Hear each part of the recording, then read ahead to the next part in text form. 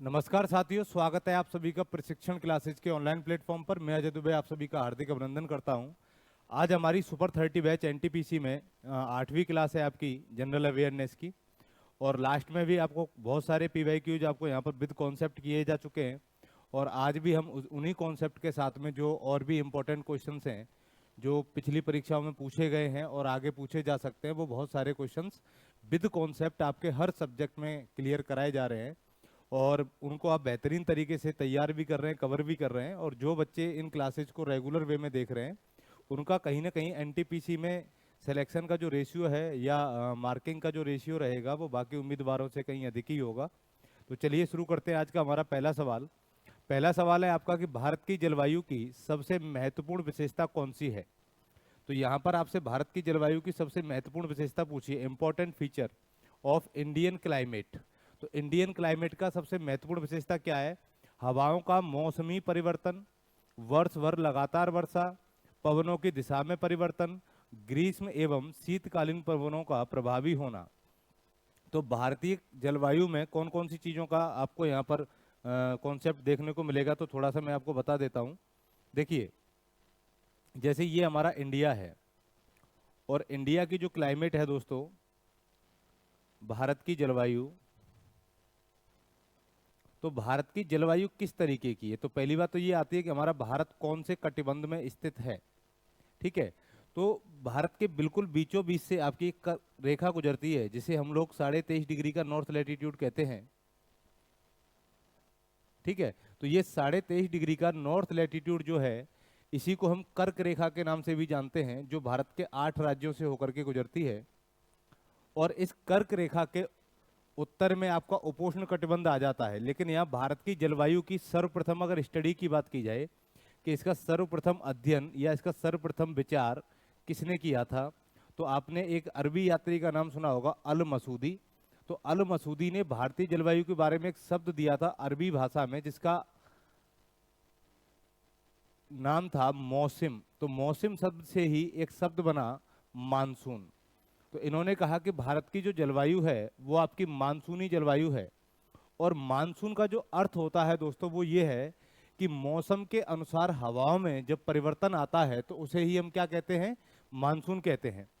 तो भारत में आपकी हम दो कंडीशनों पर बात करेंगे आज, कि ग्रीष्म ऋतु में किस तरीके से हवाओं का प्रभाव रहेगा और शीत ऋतु में किस तरीके से प्रभाव रहेगा। तो देखिए, ग्रीष्म ऋतु में क्या होता है कि भारत के उत्तर पश्चिमी भाग में तापमान अधिक होता है, जिससे यहाँ पर लो प्रेशर विकसित होता है, जबकि हिंद महासागर में उच्च वायु दाब का विकास होता है। तो पवनों की जो दिशा होती है वो दक्षिण पश्चिम से उत्तर पूर्व की ओर होती है। क्या होती है? दक्षिण पश्चिम से उत्तर पूर्व की ओर होती है। और यहां से फिर ये हवाएं पश्चिम की ओर टर्न कर जाती हैं। इन्हीं को हम लोग मानसून का आगमन कहते हैं। इसी को क्या कहा जाता है दोस्तों? मानसून का आगमन। और शीत ऋतु में इसके जस्ट विपरीत कंडीशन होती है कि यहाँ पर आपका हाई प्रेशर बन जाता है और यहाँ आपका लो प्रेशर बनता है, जिसकी वजह से हवाएं अब स्थल से समुद्र की ओर चलना प्रारंभ करती हैं। इसी को हम मानसून का निवर्तन भी कहते हैं। और लौटते हुए मानसून से आपके तमिलनाडु और आंध्र प्रदेश के तटीय क्षेत्र में वर्षा होती है। तो ये आपका मानसून का प्रत्यावर्तन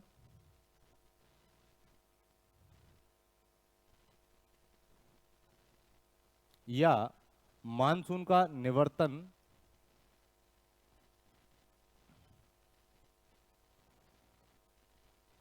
या लौटता हुआ मानसून के नाम से जाना जाता है।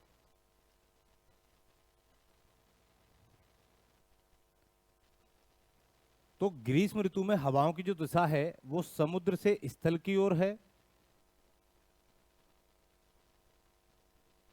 और इनकी जो डायरेक्शन होती है वो दक्षिण पश्चिम से उत्तर पूर्व होती है।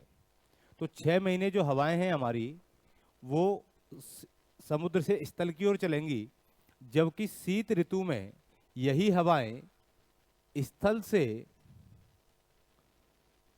समुद्र की ओर चलती हैं और इनकी जो डायरेक्शन होगी वो उत्तर पूर्व से दक्षिण पश्चिम होती है।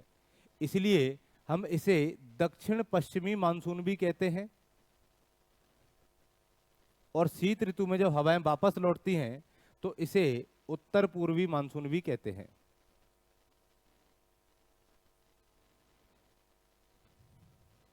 ठीक है, तो अब देखिए यहां आपको पता चल गया होगा कि मौसम के अनुसार जब हवाएं अपनी दिशा परिवर्तित करती हैं तो उसी को हम मानसून के नाम से जानते हैं। और भारत की जलवायु पर सबसे ज्यादा जो प्रभाव है वो किसका है? मानसून का है। इसीलिए भारतीय जलवायु आपकी मानसूनी प्रकार की जलवायु होती है। कैसी जलवायु है? मानसूनी जलवायु है। और भारत जो है वो आपका उष्ण कटिबंध में है, तो इसीलिए भारत की जलवायु को पूरा नाम हो जाएगा उष्ण कटिबंधीय मानसूनी जलवायु। तो देखते कौन सा ऑप्शन इसमें से सही है। हवाओं का मौसमी परिवर्तन, तो यहाँ पर पहला ऑप्शन ही हमारा क्या हो जाएगा दोस्तों? राइट हो जाएगा कि मौसम के अनुसार जब हवाएं हमारी बदलती हैं उसी को हम मानसून कहते हैं। और भारत की जलवायु पर वर्ष भर मानसून का प्रभाव होने के कारण भारतीय जलवायु को मानसूनी जलवायु के नाम से जाना जाता है।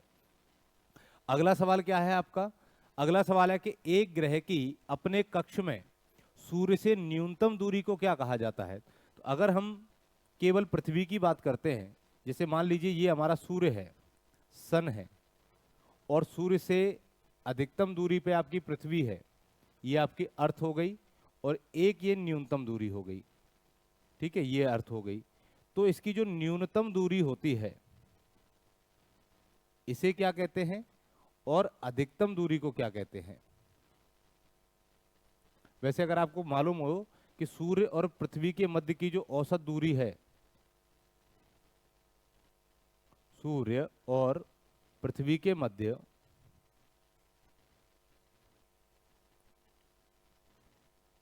औसत दूरी, ये आपकी इस फॉर्मूले से निकाल सकते हैं 1.49 इंटू 10⁸ किलोमीटर। जब आप इसको सॉल्व करोगे तो ये 14.98 करोड़ किलोमीटर निकल के आती है, यानी कि लगभग 15 करोड़ किलोमीटर के आसपास सूर्य हमारी पृथ्वी से क्या है? दूर है। तो अधिकतम दूरी, न्यूनतम दूरी को कहते हैं हम लोग उपसौर, इसे हम पेरिलियन भी कहते हैं, और अधिकतम दूरी को कहते हैं अपसौर, इसे हम एपिलियन भी कहते हैं।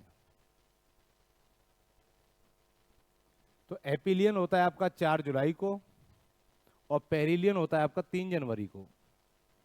इस समय सूर्य और पृथ्वी के बीच की दूरी होती है 14.70 करोड़ किलोमीटर, और इस समय सूर्य और पृथ्वी के बीच की दूरी होती है 15.20 करोड़ किलोमीटर।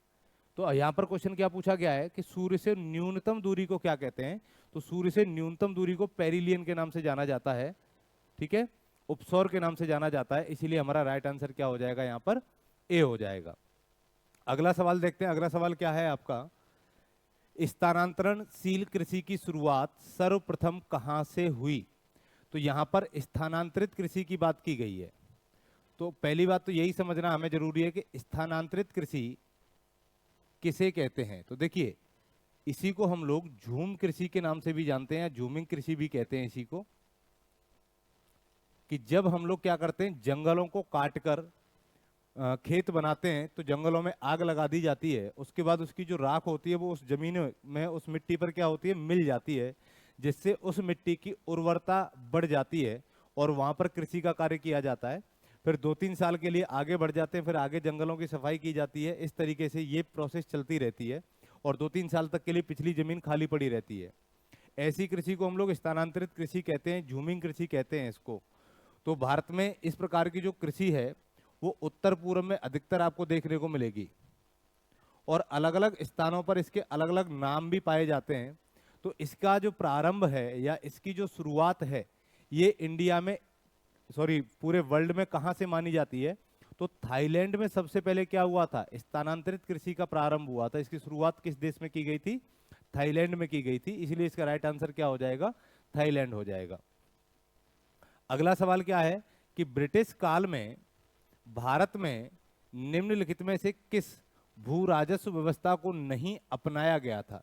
तो यहां पर क्वेश्चन क्या है कि which of the following land revenue system was not adopted in India during the British period? तो देखिए, जब अंग्रेज भारत में आए थे तो अंग्रेजों ने बहुत सारी नीतियां भारत में लागू की थी। इन्हीं में से एक नीति थी आपकी भू राजस्व नीति।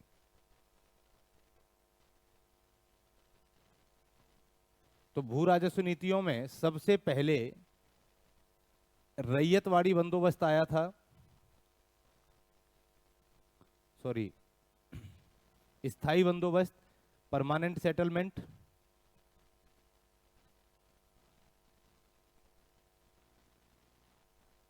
1893 ईस्वी में। इसके बाद आया आपका रैयतवाड़ी बंदोबस्त,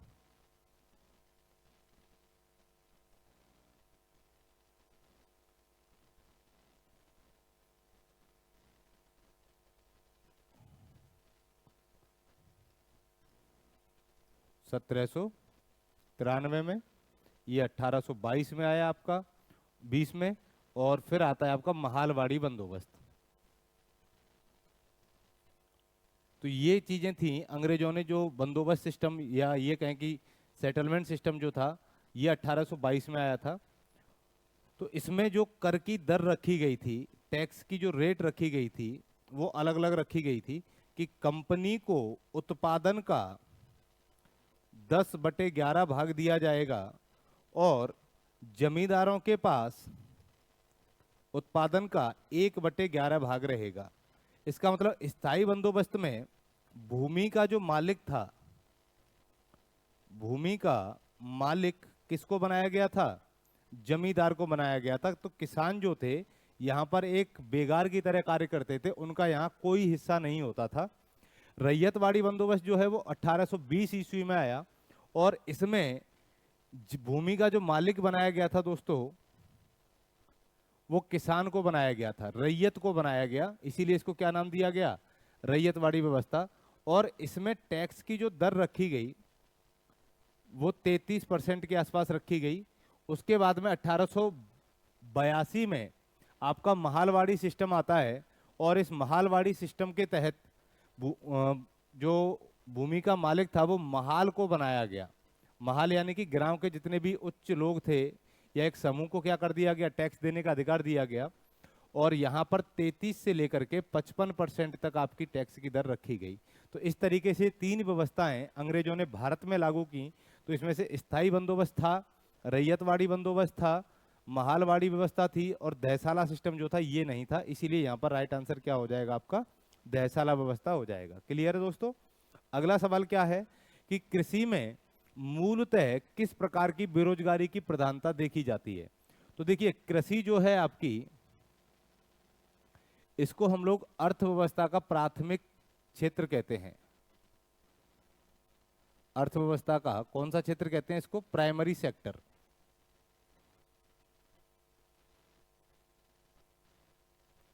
ठीक है, तो इस प्राइमरी सेक्टर में जब हम भारत की आजादी की बात करते हैं तो आजादी के समय पे इसका जो जीडीपी में योगदान था वो सबसे ज्यादा था, लगभग 55% के आसपास।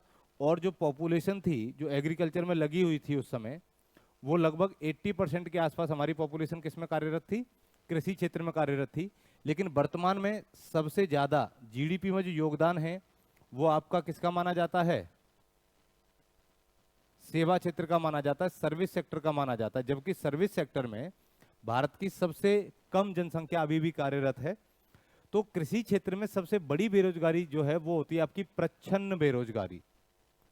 कौन सी बेरोजगारी होगी आपकी? प्रच्छन्न बेरोजगारी। इसी को हम लोग छुपी हुई बेरोजगारी भी कहते हैं। छिपी बेरोजगारी या छुपी हुई बेरोजगारी के नाम से किसे जाना जाता है? इसी को हम लोग अदृश्य बेरोजगारी भी कहते हैं। और अदृश्य बेरोजगारी का मतलब होता है कि चाहे उस क्षेत्र में कितने भी लोग काम करें, उनकी संख्या बढ़ने से उत्पादन पर अगर कोई प्रभाव नहीं पड़ता है तो ऐसी बेरोजगारी हमारी अदृश्य बेरोजगारी कहलाती है, इनविजिबल अनएम्प्लॉयमेंट कहलाता है। इसीलिए राइट आंसर क्या होगा आपका? सी हो जाएगा। क्योंकि भारत जैसे देश में पॉपुलेशन अधिक है और पॉपुलेशन अधिक है तो भूमि के जो हिस्से हैं वो भी कई लोगों में डिवाइड हो गए। अब घर में 10 लोग हैं, अब 10 लोगों में से क्या कर रहे हैं कि एक व्यक्ति काम कर रहा है तब भी 10 बोरी का अनाज उत्पादन हो रहा है, और उसमें 10 लोग काम करेंगे तब भी 10 बोरी का उत्पादन होगा। तो उत्पादन पे कोई फर्क नहीं पड़ेगा। इसलिए ऐसी बेरोजगारी को हम क्या कहते हैं? अदृश्य बेरोजगारी या छुपी हुई बेरोजगारी कहते हैं। अगला सवाल है आपका कि 1976 में 42वें संशोधन द्वारा संविधान में नागरिकों के लिए कितने मौलिक कर्तव्य निश्चित किए गए। तो सबसे पहले तो हम लोग थोड़ा सा मौलिक कर्तव्यों के बारे में जान लेते हैं कि मौलिक कर्तव्य क्या हमारे संविधान में मूल रूप से शामिल थे? नहीं। तो इनको जोड़ा गया बाद में 42वें संविधान संशोधन के द्वारा, 42 कॉन्स्टिट्यूशन अमेंडमेंट 1976 में। और ये हमने स्वीकार किए हैं या इनको जो ग्रहण किया गया है दोस्तों, ये यूएसएसआर के संविधान से लिए गए हैं, जिसे हम लोग रूस के नाम से भी जानते हैं कि रूस के संविधान से भारत में किसको अपनाया गया? मूल कर्तव्यों को अपनाया गया। इस समय इंडिया में इमरजेंसी लगी हुई थी, इंदिरा गांधी का शासनकाल था और 42वें संविधान संशोधन के तहत बहुत सारे अमेंडमेंट, बहुत सारे चेंजेज हमारे संविधान में देखने को मिले। इसलिए हम इसको मिनी कॉन्स्टिट्यूशन की संज्ञा भी देते हैं। लघु संविधान के नाम से किसको जाना जाता है? 42वें संविधान संशोधन को माना जाता है। तो मिनी कॉन्स्टिट्यूशन कौन सा हो जाएगा आपका? ये हो जाएगा। तो इनको शामिल करने के लिए सरदार स्वर्ण सिंह के अध्यक्षता में एक समिति का गठन किया गया और इनकी सिफारिश पर हमारे संविधान में इन्होंने जो सिफारिश की थी, इन्होंने जो रिकमेंडेशन दी थी, वो 8 मूल कर्तव्यों की दी थी। लेकिन जब शामिल किए गए उस समय 10 मूल कर्तव्य शामिल हुए थे।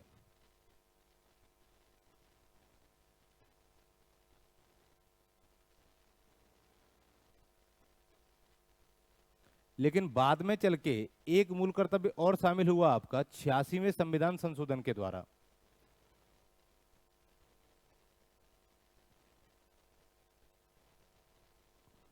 ग्यारहवां मूल कर्तव्य। ठीक है, तो टोटल अब हमारे संविधान में जो मूल कर्तव्य हैं वो 11 हैं, लेकिन जिस समय इनको शामिल किया गया था तब इनकी संख्या 8 थी। और सरदार स्वर्ण सिंह समिति ने कितने मूल कर्तव्यों की सिफारिश की थी? तो ये भी याद रखना, इन्होंने 8 मूल कर्तव्यों की सिफारिश की थी, लेकिन शामिल कितने किए गए थे? 10 किए गए थे। वर्तमान में कितने हैं? 11 हैं। तो ये चीज आपको याद रखनी है। अगला सवाल क्या है कि गंगा ब्रह्मपुत्र के डेल्टाई क्षेत्रों में किस वृक्ष की अधिकता के कारण इसे सुंदरवन भी कहा जाता है? तो due to the abundance of which tree in the Ganga Brahmaputra delta region it is called Sundarvan. तो देखिए, सुंदरवन डेल्टा जो है वो गंगा और ब्रह्मपुत्र का संयुक्त डेल्टा है आपका, और ये सबसे बड़ा डेल्टा भी माना जाता है। और यहाँ पर सबसे ज्यादा जो वनस्पति मिलती है वो मैंग्रोव वन पाए जाते हैं। कौन से वन मिलेंगे यहाँ पर? मैंग्रोव वन सबसे अधिक पाए जाते हैं। और इन्हीं मैंग्रोव वन में जो वृक्ष सबसे ज्यादा यहाँ पर मिलेगा वो सुंदरी का वृक्ष होता है। तो सुंदरी का वृक्ष सबसे अधिक मिलता है, इसीलिए इसको हम लोग क्या कहते हैं? सुंदरवन का डेल्टा कहते हैं। एक चीज और याद रखना कि सुंदरवन का डेल्टा जो है ये आपके रामसर साइट में 27वें स्थल के रूप में शामिल किया गया था। रामसर साइट में इसको कौन से स्थल के रूप में शामिल किया गया? 27वें स्थल के रूप में शामिल किया गया। अब रामसर साइट क्या है? तो ईरान के एक शहर है, 2 फरवरी 1971 को एक मीटिंग हुई यहाँ पर ईरान के रामसर शहर में आर्द्र भूमियों के संरक्षण के लिए। किसके लिए? वेटलैंड के लिए। तो आर्द्र भूमियों को संरक्षण देने के लिए ईरान के रामसर शहर में 2 फरवरी 1971 को एक सम्मेलन बुलाया जाता है और वहां ये निर्धारित किया जाता है कि जितने भी विश्व में आर्द्र भूमि क्षेत्र हैं, वेटलैंड रीजन हैं, उनको संरक्षित किया जाएगा। इसीलिए हर साल 2 फरवरी को विश्व आर्द्र भूमि दिवस भी मनाया जाता है। तो विश्व आर्द्र भूमि दिवस की तिथि को मनाया जाएगा, तो डेट याद रखना 2 फरवरी को। और इसकी शुरुआत कब से हुई? 1971 से हुई। और हमारे सुंदरबन डेल्टा को क्या किया जा चुका है? अब 80 से ज्यादा क्षेत्र जो हैं या वेटलैंड जो है वो आपके रामसर साइट में भारत के शामिल हैं। और जो सुंदरबन डेल्टा है ये आपका 27वें स्थल के रूप में शामिल किया गया था। तो यहाँ पर सबसे ज्यादा जो वनस्पति मिलेगी वो कौन सी मिलेगी? Mangrove one. और कौन से पेड़ ज्यादा मिलेंगे यहाँ? तो सुंदरी। इसीलिए इसको हम किस नाम से जानते हैं? सुंदरवन के नाम से जानते हैं।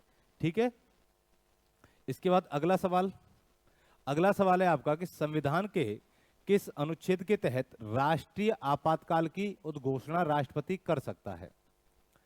तो देखिए, पहले हम लोग थोड़ा सा आपातकाल को समझ लेते हैं कि आपातकाल क्या है। इसी को हम लोग इमरजेंसी भी बोलते हैं इंग्लिश में। तो यहां पर इमरजेंसी हमारी 3 प्रकार की लगाई जाती है।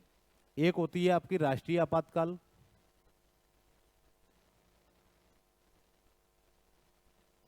एक होता है आपका राष्ट्रपति शासन या राज्य आपातकाल, और तीसरा होता है आपका वित्तीय आपातकाल। ठीक है, तो राष्ट्रीय आपातकाल जो है ये आपका अनुच्छेद 352 से संबंधित है, राष्ट्रपति शासन अनुच्छेद 356 से संबंधित है, और वित्तीय आपातकाल जो है वो आपका अनुच्छेद 360 से संबंधित है। तो 4-4 का गैप आ रहा है, आप इससे भी याद रख सकते हैं। तो भारत में राष्ट्रीय आपातकाल लगाने के पीछे 3 रीजन होने चाहिए। या तो किसी देश के साथ में भारत का युद्ध चल रहा हो तब राष्ट्रीय आपातकाल लगाया जाएगा, या किसी देश ने भारत के ऊपर बाह्य आक्रमण कर दिया हो, या सशस्त्र विद्रोह कर दिया हो भारत की जनता ने। एक चीज याद रखना कि हमारा जो सशस्त्र विद्रोह वाला शब्द है ये आपका 1978 में शामिल किया गया था। इससे पहले हमारे संविधान में आंतरिक अशांति नाम से एक शब्द शामिल था कि आंतरिक अशांति के आधार पर भी क्या लगाई जा सकती थी, पहले नेशनल इमरजेंसी। लेकिन 44वें संविधान संशोधन के तहत मोरारजी देसाई की जब सरकार आई तो उन्होंने इस शब्द को चेंज करके सशस्त्र विद्रोह नाम का वर्ड इसमें शामिल कर दिया था। तो अब जो है वो राष्ट्रीय आपातकाल किस में लगाया जाएगा, सशस्त्र विद्रोह के आधार पर, ना कि आंतरिक अशांति के आधार पर। एक चीज और याद रखना है यहाँ पर कि भारत में जब भी इमरजेंसी लगती है लोगों के मूल अधिकारों को सीमित कर दिया जाता है। ठीक है, या ये कहें कि लोगों के मूल अधिकार छीन लिए जाते हैं। और जैसे अनुच्छेद 352 लागू होता है किसके आधार पर, युद्ध और बाह्य आक्रमण के आधार पर, तो हमारे आर्टिकल 358 और 359 स्वतः ही लागू हो जाते हैं, जिसमें यह प्रावधान किया गया है कि राष्ट्रपति क्या कर सकता है, मूल अधिकारों का या मूल अधिकारों को छीन सकता है या सीमित कर सकता है। और अनुच्छेद 359 में यह प्रावधान है कि जैसे ही अनुच्छेद 352 के तहत युद्ध या बाह्य आक्रमण के आधार पर नेशनल इमरजेंसी घोषित की जाती है तो अनुच्छेद 19 स्वतः ही निलंबित हो जाएगा। हम ये कह सकते हैं कि हमारे सभी मूल अधिकारों को राष्ट्रपति सीमित कर सकता है या छीन सकता है, सिवाय 2 मूल अधिकारों को छोड़ के। एक तो है आपका आर्टिकल 20 और एक है आर्टिकल 21। तो अनुच्छेद 20 और 21 को छोड़ करके सभी मूल अधिकार निलंबित किए जा सकते हैं। किस समय, राष्ट्रीय आपातकाल के समय। और राष्ट्रीय आपातकाल की कौन सी स्थिति में, युद्ध और बाह्य आक्रमण के आधार पर। अगला है आपका राष्ट्रपति शासन। तो भारत में राष्ट्रपति शासन लगाया जाता है अनुच्छेद 356 के तहत, और यह तब लगाया जाता है कि जब कोई राज्य संविधान के अनुरूप कार्य नहीं करता है तो वहां पर राष्ट्रीय आपातकाल की घोषणा कर दी जाती है। और यहां का प्रशासन सीधे तौर पर किसके हाथों में चला जाता है, राष्ट्रपति के हाथों में चला जाता है। और राष्ट्रपति को रिपोर्ट करने का जो काम करता है वो राज्यपाल करता है, क्योंकि राज्यपाल राज्यों में केंद्र सरकार के प्रतिनिधि के तौर पर कार्य करता है, जिसकी नियुक्ति राष्ट्रपति करता है। ठीक है, अगला है आपका वित्तीय आपातकाल, फाइनेंशियल इमरजेंसी, जो आर्टिकल 360 के तहत लगाई जाती है। इसके अंतर्गत ये प्रावधान है कि अगर भारत में इकोनॉमिक कंडीशंस खराब हो जाती हैं या वित्तीय हालात भारत के पक्ष में नहीं होते हैं तो यहाँ पर लोगों की सैलरी या वेतन में कटौती कर दी जाती है। ठीक है, और जो सब्सिडी सरकार देती है उस तरीके की सब्सिडी आपकी बंद हो जाती है। तो ये सारे प्रावधान आर्टिकल 360 में है आपके। तो अभी तक भारत में एक भी बार वित्तीय आपातकाल की घोषणा नहीं की गई है। एक बार ऐसी सिचुएशन बनी थी 1991 में, लेकिन जो आपका एलपीजी वाला सिस्टम आया था, लिबरलाइजेशन, ग्लोबलाइजेशन और प्राइवेटाइजेशन, तो उसके तहत फिर चीज़ें मैनेज हो गई थी। और आज उसी के आधार पर हमारे भारतीय अर्थव्यवस्था जो है वो विश्व की 5 सबसे बड़ी अर्थव्यवस्थाओं में शामिल है। कि उदारीकरण, निजीकरण और वैश्वीकरण का जो कॉन्सेप्ट था वो मनमोहन सिंह जिस समय वित्त मंत्री थे उन्होंने इस चीज़ को लागू किया। तो यहाँ जो क्वेश्चन था आपका वो राष्ट्रीय आपातकाल को लेकर के था कि राष्ट्रीय आपातकाल कौन से अनुच्छेद के तहत लगाया जाता है, तो अनुच्छेद 352 के तहत। अब इसमें एक आर्टिकल 56 राष्ट्रीय आपातकाल, 60 वित्तीय आपातकाल, अनुच्छेद 368 और दे रखा है। तो अनुच्छेद 368 जो है इसके तहत संविधान में संशोधन किया जाता है। तो संविधान संशोधन की प्रक्रिया कौन से अनुच्छेद में प्रतीत होती है या दिखाई देती है, तो वो आपका अनुच्छेद 368 होगा। ठीक है, चलिए अगला सवाल। अगला सवाल है आपका कि निम्नलिखित में से वह दिल्ली का सुल्तान कौन था जिसकी मृत्यु चौगान खेलते हुए हुई थी? तो पहला है आपका कुतुबुद्दीन ऐबक, अलाउद्दीन खिलजी, फिरोज शाह तुगलक, गयासुद्दीन तुगलक।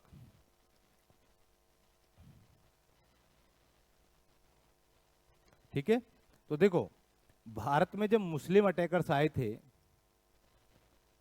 मुस्लिम आक्रमण सबसे पहले भारत में हुआ था 712 एडी में, 712 ईस्वी में हुआ था, और इस समय मोहम्मद बिन कासिम ने भारत पर आक्रमण किया था। और ये आक्रमण जो किया था इन्होंने, वो किया था सिंध प्रांत पर, जहां का राजा दाहर था, उसको परास्त करके लूटा, और यहां पर इन्होंने जुनैद नाम के गवर्नर की नियुक्ति की और ये वापस लौट गए। इनके बाद में अगला जो अटैकर आता है वो था महमूद गजनवी। ये वही महमूद गजनवी है जिसने भारत में लगभग 17 बार आक्रमण किया था।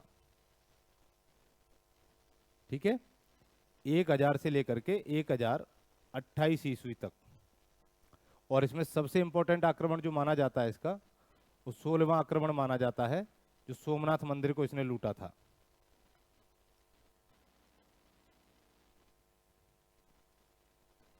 इसके बाद में आता है मोहम्मद गौरी। और मोहम्मद गौरी का एक दास हुआ करता था जिसका नाम था कुतुबुद्दीन ऐबक। और मोहम्मद गौरी ने कुतुबुद्दीन ऐबक को बयाना का गवर्नर नियुक्त किया था इसको।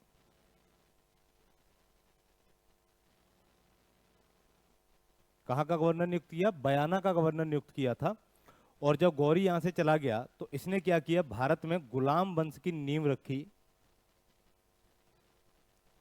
1206 ईस्वी में, और 1290 ईस्वी तक इन लोगों ने शासन किया था। तो 1206 से 1290 तक 84 साल इन्होंने शासन किया, जबकि कुतुबुद्दीन ऐबक का अपना जो शासनकाल था वो 1206 से लेकर के 1210, 4 वर्ष तक ही रहा। ये गौरी का गुलाम था, लेकिन इसने गौरी की बेटी से विवाह करके ये गौरी का दामाद बना, और दामाद बनने के बाद में इसने दिल्ली की सल्तनत अपने हाथ में ले ली। और इसने जो अपनी राजधानी बनाई थी वो लाहौर में बनाई थी, और यहीं पर ये चौगान या पोलो खेलते हुए क्या हो गया था, मर गया था। इसीलिए पोलो खेलते हुए कौन सा शासक मारा गया आपका? वो कुतुबुद्दीन ऐबक मारा गया था। इतनी चीजें याद रहेंगी। अगला सवाल है कि कौन से 3 वेद संयुक्त रूप से त्रयी या वेद त्रयी कहलाते हैं? तो हमारे 4 वेद हैं। सबसे पहले है ऋग्वेद, सबसे प्राचीन वेद। उसके बाद आता है यजुर्वेद, फिर आता है सामवेद, और सबसे लास्ट में आता है अथर्ववेद।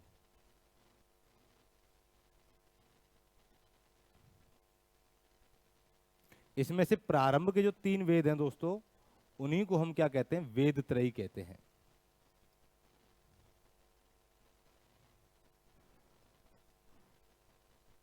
ऋग्वेद, यजुर्वेद और सामवेद, इन तीनों को ही वेद त्रयी के नाम से जाना जाता है। क्लियर है? तो यहां पर कौन कौन से आंसर हो जाएंगे? पहला ही आंसर आपका यहां पर राइट हो जाएगा, यजुर्वेद, ऋग्वेद और सामवेद। अगला सवाल, लघु हिमालय श्रेणी के ढालों पर मिलने वाले छोटे घास के मैदानों को जम्मू कश्मीर में क्या कहा जाता है? तो देखिए, लघु हिमालय की जो ढाल है वो इस तरीके से है। तो यहाँ पर ये आपका जम्मू कश्मीर है, तो जम्मू कश्मीर में क्या कहते हैं इनको? तो छोटे छोटे घास के मैदान जो आपके बजरंगी भाईजान मूवी में मुन्नी का जहाँ घर दिखाया जाता है वहाँ पर पड़ते हैं। तो छोटे घास के मैदानों को जम्मू कश्मीर में मर्ग के नाम से जाना जाता है। क्या कहा जाता है इनको? मर्ग। और एग्जाम्पल के तौर पर देखें तो सोनमर्ग जो है वो इसी का एक उदाहरण है, गुलमर्ग एक जगह पड़ती है वो इसी का उदाहरण है। और इन्हीं को हिमाचल प्रदेश और उत्तराखंड में अलग नाम से जाना जाता है, छोटे घास के मैदानों को। इन्हीं को हम लोग बुग्याल भी कहते हैं उत्तराखंड हिमाचल प्रदेश में, और इसी को पयार भी कहा जाता है। तो बुग्याल और पयार के नाम से इनको उत्तराखंड और हिमाचल प्रदेश में जाना जाता है, जबकि मर्ग के नाम से ये जम्मू कश्मीर में जाने जाते हैं। इसके अलावा द्वार जो है वो क्या है? तो देखिए, इसी लघु हिमालय और शिवालिक हिमालय के बीच में कुछ घाटियां पड़ती हैं आपकी। एक पड़ती है दून घाटी और एक पड़ती है द्वार घाटी। तो पश्चिम में जो घाटी है आपकी उसे हम दून घाटी कहते हैं, और पूर्व में जो घाटी है उसको हम लोग द्वार घाटी कहते हैं।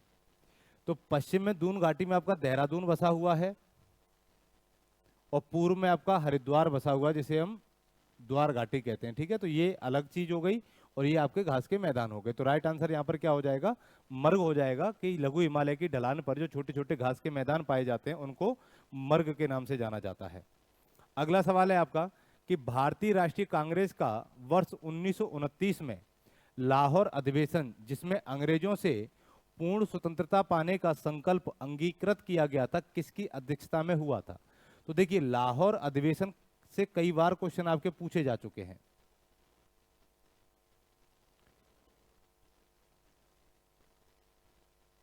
और रावी नदी के तट पर यह सम्मेलन हुआ था। इस समय इसके जो अध्यक्ष थे वो पंडित जवाहरलाल नेहरू थे।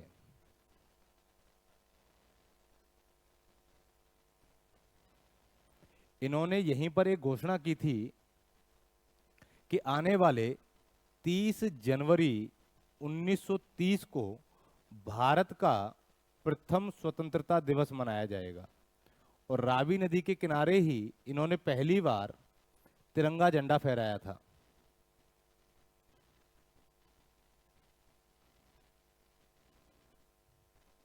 इसलिए ये अधिवेशन क्या हो जाता है आपका, इंपॉर्टेंट हो जाता है। तो 1929 के लाहौर अधिवेशन के जो अध्यक्ष थे वो पंडित जवाहरलाल नेहरू थे।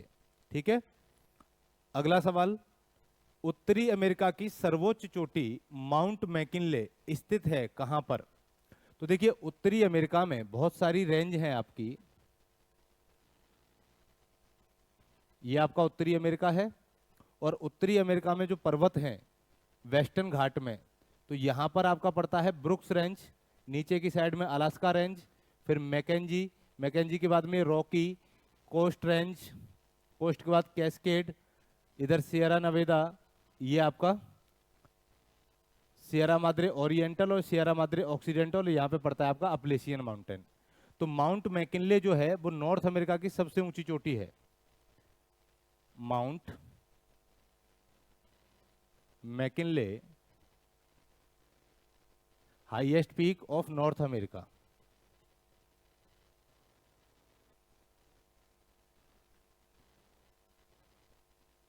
और ये आपकी कहां पर स्थित है? ये अलास्का रेंज में स्थित है। तो ये आपका अलास्का रेंज है।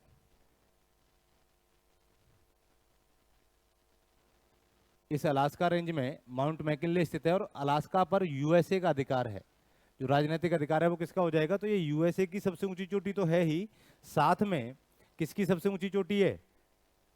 उत्तरी अमेरिका की सबसे ऊंची चोटी है। और उत्तरी अमेरिका में वेस्टर्न घाट पर ये जो पर्वत पाए जाते हैं इन्हीं को हम लोग पश्चिमी कॉर्डिलेरा, वेस्टर्न कॉर्डिलेरा माउंटेन भी कहते हैं। पश्चिमी कॉर्डिलेरा के पर्वत किसे कहा जाता है? तो उत्तरी अमेरिका के पश्चिमी तट पर जो पर्वत हैं उन्हीं को हम लोग पश्चिमी कॉर्डिलेरा कहते हैं। ये जितने भी पर्वत हैं इनमें से अगर मैं सियरा नेवादा को छोड़ दूं, सियरा नेवादा ये आपका एक ब्लॉक माउंटेन है, बाकी जितने भी पर्वत हैं वो सब फोल्डेड माउंटेन है यहां पर।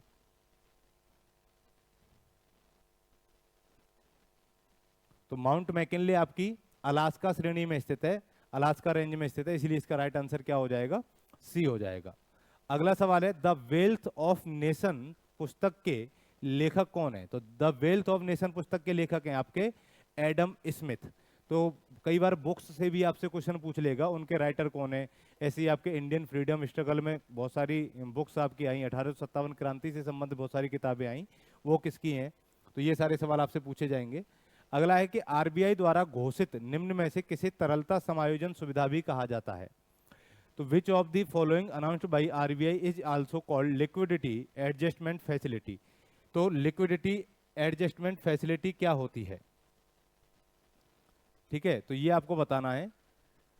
तो आरबीआई क्या करता है, महंगाई को कंट्रोल करने के लिए कुछ टूल्स यूज करता है।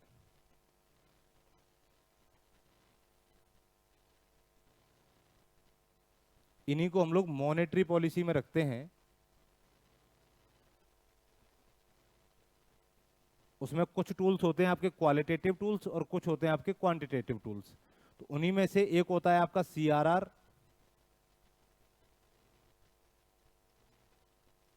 एक होता है RR रिवर्स रेपो रेट, एक रेपो रेट,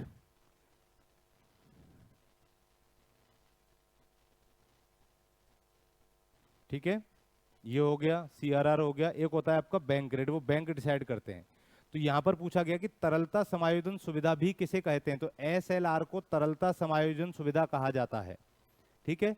इसके तहत क्या किया जाता है, CRR और SLR के तहत, कि जो बैंक्स होते हैं उनको RBI के पास में अपना कुछ फंड रखना होता है जिसके ऊपर उनको कोई भी ब्याज नहीं दिया जाता है, ठीक है। लेकिन वो बैंक अगर गिर जाता है या बैंक नष्ट होने वाला होता है या बैंक की साख में कोई दिक्कत आती है, तो वहां पर वो फंड काम आता है ताकि कस्टमर्स का भरोसा बैंकों पर बना रहे। इसीलिए RBI को बैंकों का बैंक भी कहा जाता है। तो SLR के नाम से किसे जाना जाता है, लिक्विडिटी एडजस्टमेंट फैसिलिटी को जाना जाता है, ठीक है। तो ये हमारा आज का लास्ट सवाल था। उम्मीद करता हूँ कि अच्छे तरीके से आपको समझ में आ गया होगा। तब तक के लिए आप मस्त रहिए, व्यस्त रहिए। थैंक यू, धन्यवाद।